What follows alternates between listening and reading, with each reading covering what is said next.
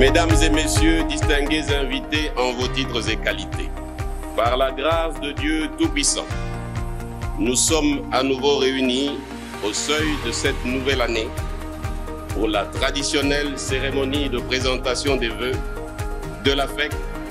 La présence exceptionnelle du président de la République, chef de l'État, à nos côtés aujourd'hui, rend cette cérémonie toute particulière.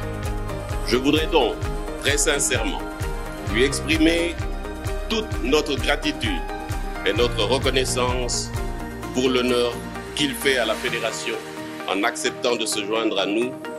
Je dois dire que cette présence est historique. Chers membres,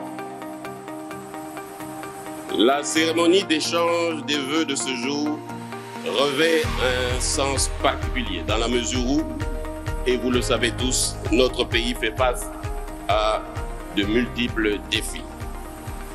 Tout d'abord, défis sécuritaires, du fait de l'occupation d'une partie de son territoire national par le groupe armé terroriste du M23, soutenu par le Rwanda.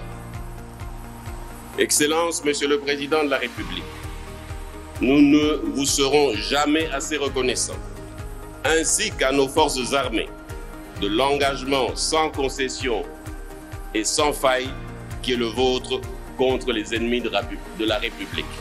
Je peux vous dire que vous disposez de tout le soutien de la communauté économique pour repousser les envahisseurs hors de nos frontières et ramener la paix à nos concitoyens de l'Est si durement éprouvés depuis toutes ces années.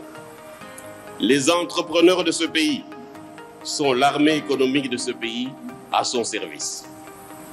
De leur vitalité dépend la création de richesses locales, l'emploi et, in fine, le développement socio-économique à travers leur contribution à la valeur ajoutée locale.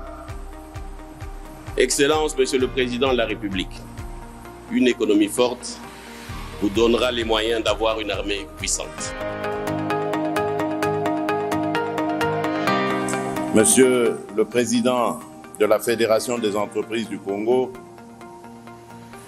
Mesdames et Messieurs les membres de la Fédération des entreprises du Congo, distingués invités, Mesdames et Messieurs, je voudrais vous exprimer ma gratitude pour le courage dont vous avez fait montre en maintenant dans notre pays vos investissements et vos activités dans un contexte difficile.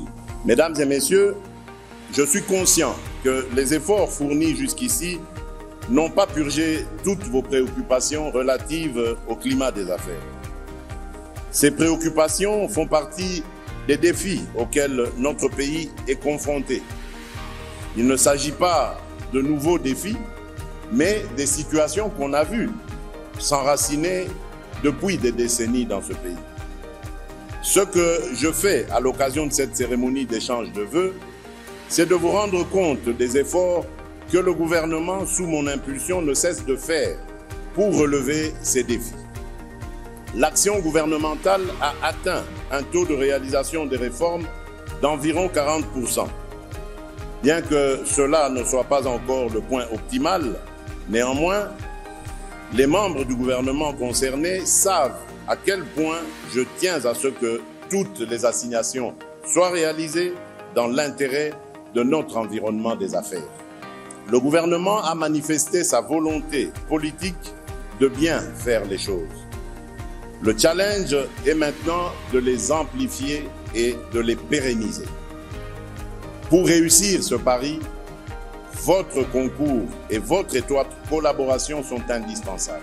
Mon souhait est que vous réussissiez dans vos entreprises et que par votre entremise, d'autres investisseurs à travers le monde affluent au portillon de la République démocratique du Congo, ce beau pays qui porte à lui seul les enjeux du monde d'aujourd'hui et de demain.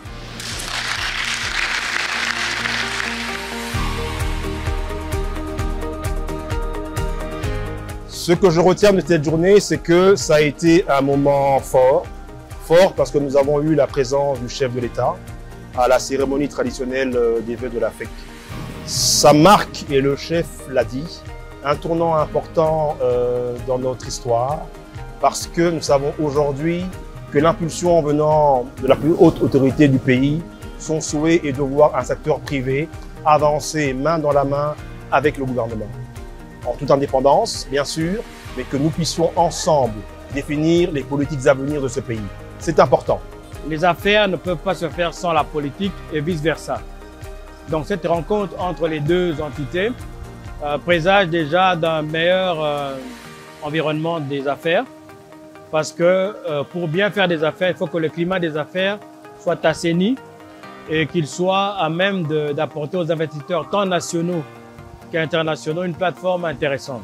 Ce qui nous a marqué, c'est d'abord le président de la Fédération des entreprises du Congo, M. Albert Yuma, qui a pu pratiquement peindre la situation que traversent les entrepreneurs congolais. Mais au-delà de cet aspect-là, il a pu quand même un diagnostic réel de tout ce que nous avons comme préoccupation, particulièrement par rapport au rôle que les entrepreneurs congolais peuvent jouer dans l'écosystème de notre économie nationale. Bien, j'ai envie de dire que le discours du président Yuma a été percutant, mais véridique, vrai. Ce qui est dit, c'est le quotidien des entreprises que nous sommes. Et c'est des difficultés. Or, nous ne voulons qu'une chose, c'est nous développer, donc développer le pays, développer l'économie du pays, développer l'emploi dans ce pays. Écoutez, nous sommes dans une année assez spéciale pour la RDC parce que c'est l'année électorale. Donc, en ce sens, je vais paraphraser le président Albert Yuma qui dit qu'il est temps que les acteurs politiques se rendent compte que nous avons quelque chose en commun. Nous, cette population, ce sont nos clients et eux, ce sont des électeurs. Or, si nous n'avons pas un environnement économique sain, il est impossible d'assurer une paix et une souveraineté dans les sens nobles du terme.